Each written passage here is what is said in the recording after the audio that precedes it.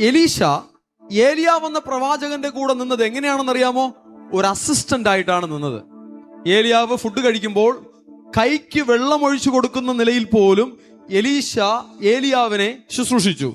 ഒരു personal assistant പോലെ, ഒരു വ്യക്തിപരമായ ഒരു സഹായിയെ പോലെ എലീശ പ്രവാചകനോട് ചേർന്ന് നിന്നു. അത്രയ്ക്കൊരു താഴ്മയോടുകൂടെ, ഒരു ഹെഡ് വെയ്റ്റും ഇല്ലാതെ, ഒരു അഹങ്കാരവും ഇല്ലാതെ ആ പ്രവാചകനോട് സ്നേഹിച്ച്, ബഹുമാനിച്ച്, താഴ്മപ്പെട്ട് കൂടെ നിന്നതുകൊണ്ടാണ് തുറന്ന സ്വർഗത്തിന്റെ അനുഭവത്തെ സ്വന്തമാക്കുവാനും അതിൽ വളരുവാനും എലീശയ്ക്ക് കഴിഞ്ഞത്. എലിയ പ്രവാചകനെ കാണുന്ന സമയത്ത് വയലിൽ ഉഴുതുകൊണ്ടിരിക്കുകയായിരുന്നു. എന്നാൽ ആ സമയം എന്ന് പറയുന്നത് എലീശായുടെ ജീവിതത്തിൽ അടഞ്ഞ സ്വർഗത്തിന്റെ അനുഭവമുള്ള കാലമാണ്. എന്നാൽ ഈ പ്രവാചകനിൽ നിന്നും ആ പുതപ്പ് വീണതിന് ശേഷം, പുതപ്പെന്ന് പറഞ്ഞാൽ അഭിഷേകം അല്ലെങ്കിൽ ദൈവശക്തി എലീശയെ തൊട്ടതിന് ശേഷം തന്റെ ആത്മീക അനുഭവത്തിൽ ഒരു മാറ്റമുണ്ടായി, ഒരു ഓപ്പണിംഗ് ഉണ്ടായി. അതുവരെ ഇല്ലാത്തതൊന്ന് തനിക്ക് തുറന്നു കിട്ടി.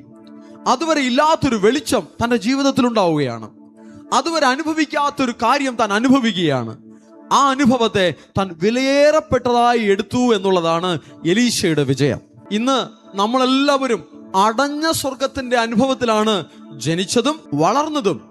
എന്നാൽ ജീവിതത്തിന്റെ പ്രത്യേക ഘട്ടത്തിൽ വെച്ച് കർത്താവിനെ കണ്ടുമുട്ടുവാൻ, ദൈവത്തിന്റെ സാന്നിധ്യത്തെ കാണുവാൻ, ദൈവത്തിന്റെ ശക്തിയെ അറിയുവാൻ, ദൈവത്തിന്റെ സ്നേഹത്തെ രുചിക്കുവാൻ, കർത്താവിന്റെ മഹത്വത്തെ കാണുവാൻ കർത്താവ് നമുക്ക് കൃപ തന്നിരിക്കുകയാണ്.